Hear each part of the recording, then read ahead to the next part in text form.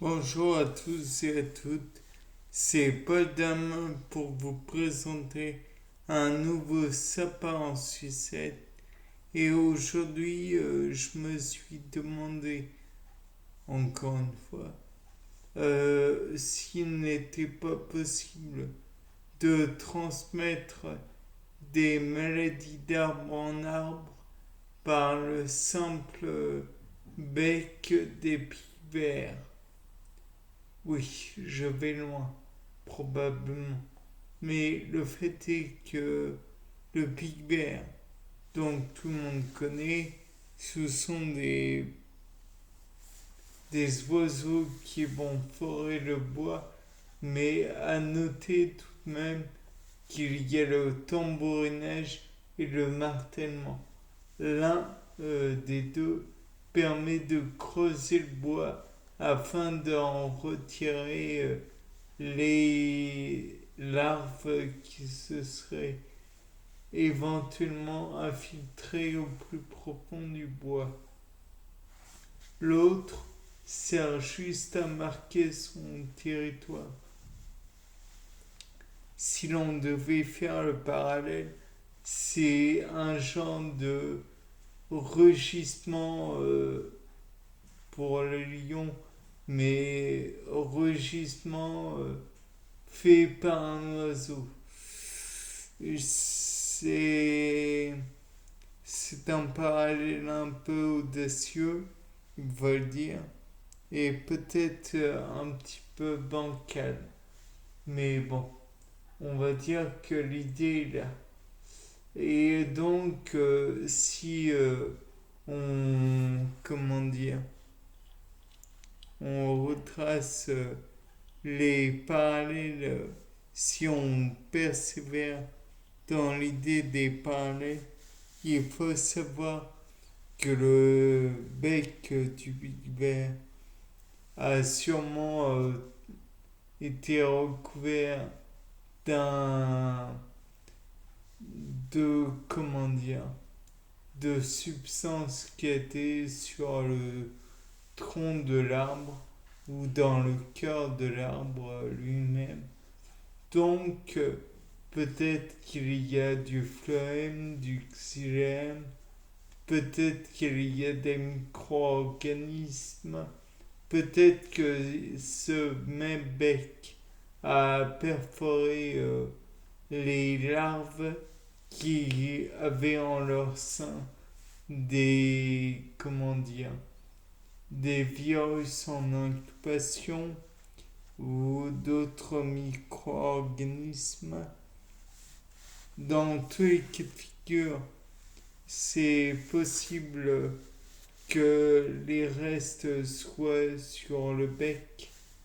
Et dans l'autre cas, bon, il est possible que le bec ait foré un petit peu le xylème et l'écorce et le phloème.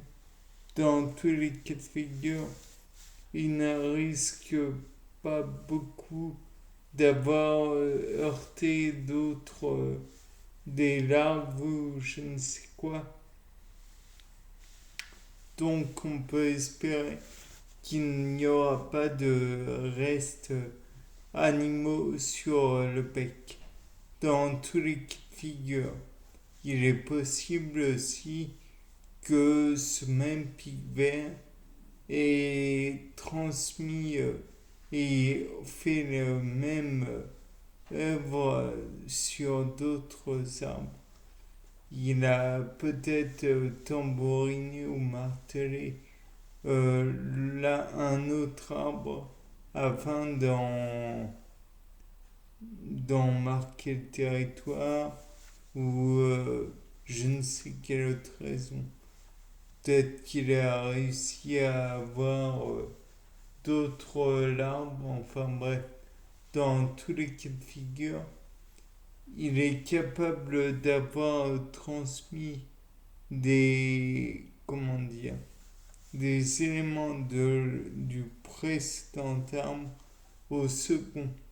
Et par le, comment dire, le, pour avoir heurté et traumatisé l'arbre.